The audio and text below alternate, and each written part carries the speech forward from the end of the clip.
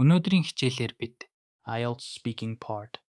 1 болон 2 дээр хувийн туршлага хэрхэн амьд сонирхолтойгоор хуваалцахыг сурна. Ялангуяа өнгөрсөн цагуудыг зөв уян хатан ашиглаж өндөр оноо авахд анхаарна. Хувийн туршлагаа хуваалцахдаа өнгөрсөн цагуудыг зөв хослуулах нь маш чухал. Энэ нь таны яриаг илүү баялаг болгож, IELTSing grammar range and accuracy. шалгуурт өндөр оноо авахд туслана. Жишээ нь I had a great time last summer, but I've also grown a lot since then. гэсэн өгүүлбэрт Past simple. болон Present perfect IIG. хослуулсан байгаа юм. Одоо Past simple. болон Present perfect IIG. хэрхэн хослуулахыг авч үз. Past simple. Өнгөрсөнд болсон тодорхой үйл явдлыг илэрхийлдэг бол Present perfect perfect. түүний одоогийн үр дүн эсвэл нөлөөг заадаг. Энэ нь IELTS speaking. таны ярианы цар хүрээг тэлж өндөр оноо авахд тусална. Жишээлбэл I visited Japan in 2019 and that trip has really broadened my perspective on culture.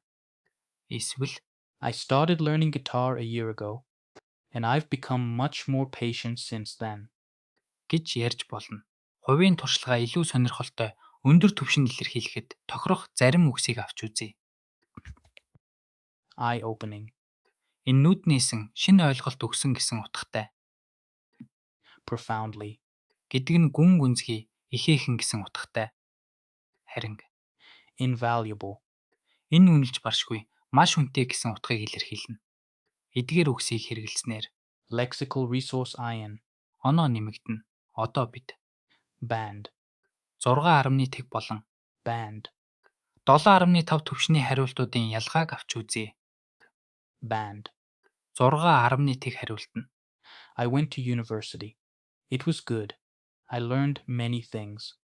гэх мэтээр энгийн бөгөөд давтамжтай байдаг. Харин Band. 7.5 түвшний хариулт нь I enrolled in university immediately after high school, and that decision has profoundly shaped my career path. Not only GA. and Extensive knowledge, but also developed critical thinking skills that have proven invaluable. гэж илүү нарийн олон янзын үгс дүрмийн бүтцийг ашигладаг. Энэ нь таны яриаг илүү мэргэжлийн болгоно. Одоо жинхэнэ амьдрал дээр хувийн туршлага хэрхэн хуваалцдаг тухай харилцан яриаг сонсцгоё. Hey, remember that charity run we did last year? It was quite challenging. Oh, absolutely. I've never felt so exhausted, but completing it has given me such a sense of accomplishment. Me too. I try.